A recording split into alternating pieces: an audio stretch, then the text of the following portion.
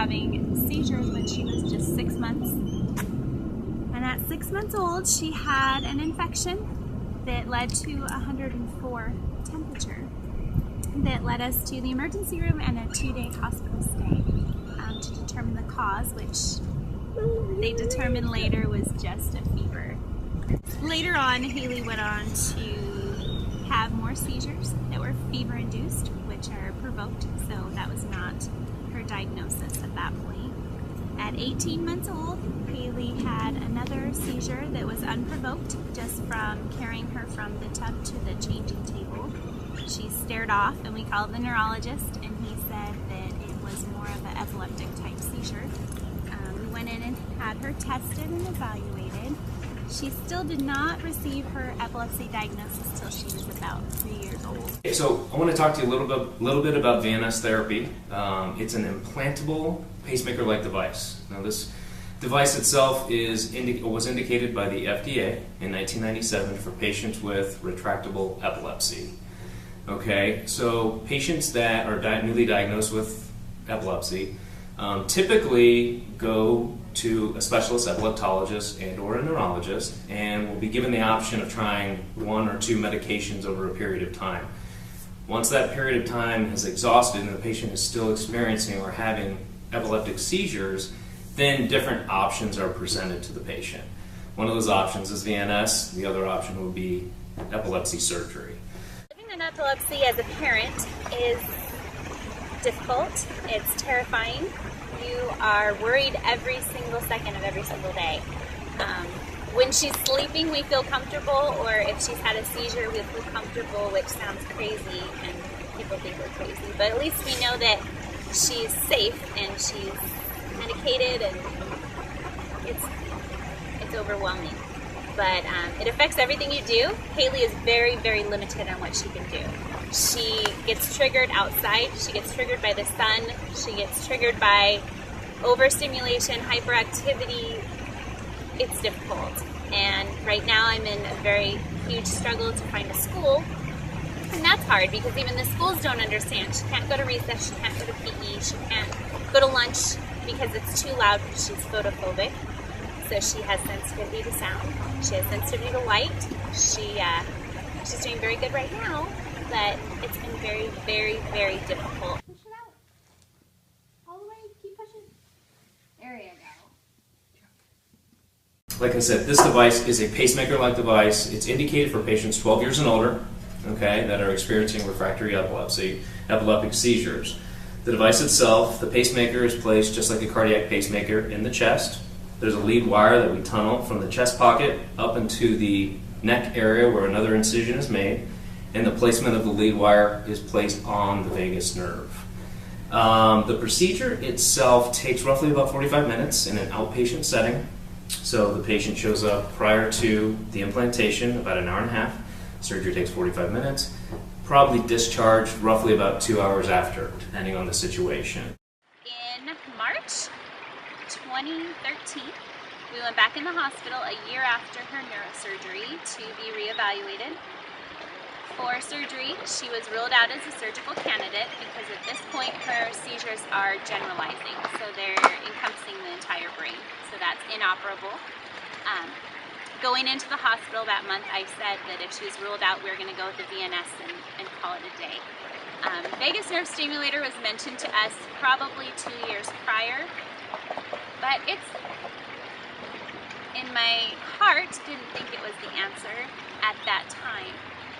So we, as most people think we're crazy, went forward with brain surgery before the vagus nerve stimulator.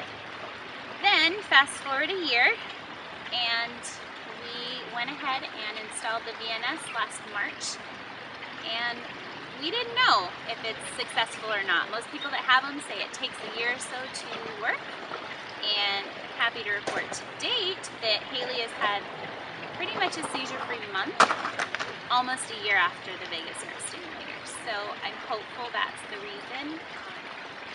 It's tough in this world, but the vagus nerve stimulator attaches to her vagal nerve and goes into the brain. It goes off every 2 minutes for 30 seconds, so it basically keeps the brain clear.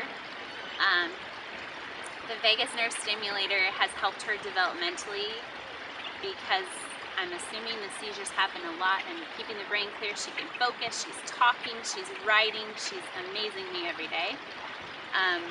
So I thank the vagus nerve stimulator for her development, for sure, over the last year.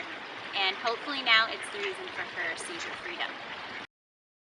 Hailey trying multiple medications, monotherapy, in combination, maybe a total of 12 medications, newer medications that have hit the market. She's probably been presented with multiple studies, opportunities to try new medications, because at the end of the day, I know families, and like Hailey's family is trying to do everything they can to make sure that, their daughter has the best life, and obviously the ultimate goal is to stop having seizures.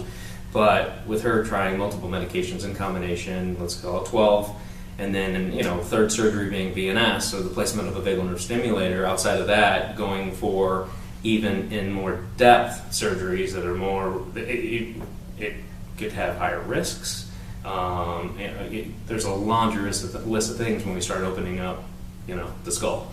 So, we're hoping and we're praying every day for Hailey's, for Hailey's VNS, and for her to do exactly what we're hoping and exactly what the literature shows, and her having a healthy life, and with her being as young as she is and having a growing brain, the stimulation itself, we're only stimulating that nerve, we're not touching the brain whatsoever. All we're doing is we're sending an electrical impulse to change the chemical composition of that nerve to stop her seizures. That's what we're trying to do.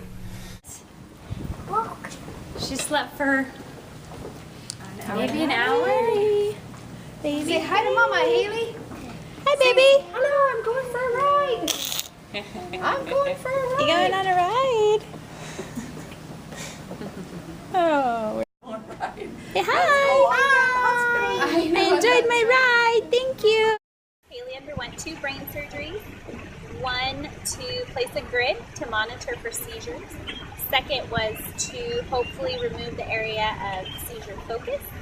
Unfortunately, those were unsuccessful, and we had to figure out another option.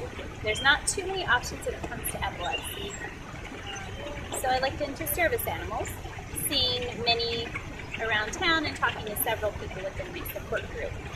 So we decided to get a service dog in training. His name is Copper. He's a year-old golden retriever from Colorado.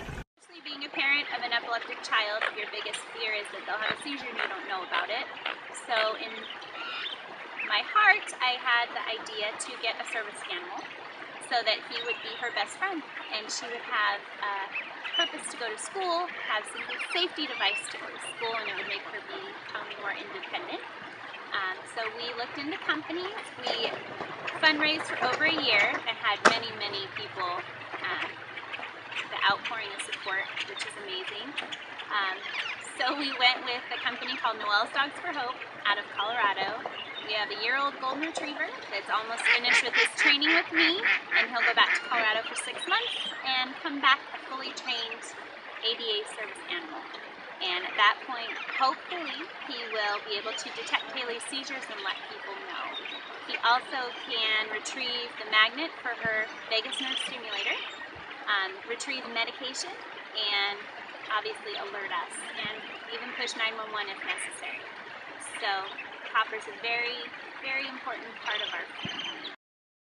So I started a support group a year and a half ago, mostly because there was a need. I was asked by even the Epilepsy Foundation several times why my group is so successful, and I said it's just there's a need. There's a simple need in this state that wasn't there. And when we first were going through seizures, it was hard to feel alone, and I didn't want people to feel that way. So I simply started a group. It was just an idea.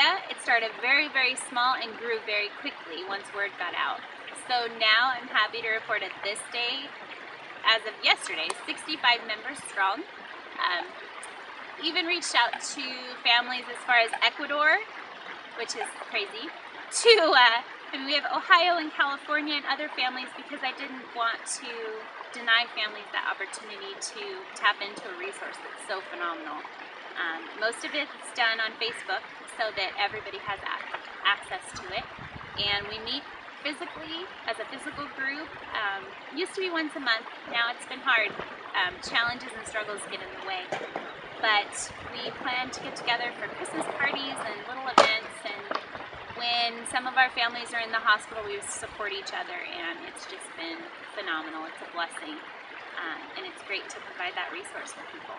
How does our family stay so strong through this journey, as I choose to call it, through this condition?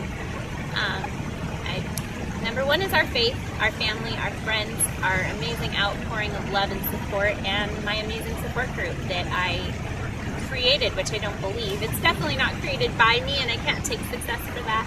It's the families that are in it, and passing it along to other people and bringing people in. It's just been great.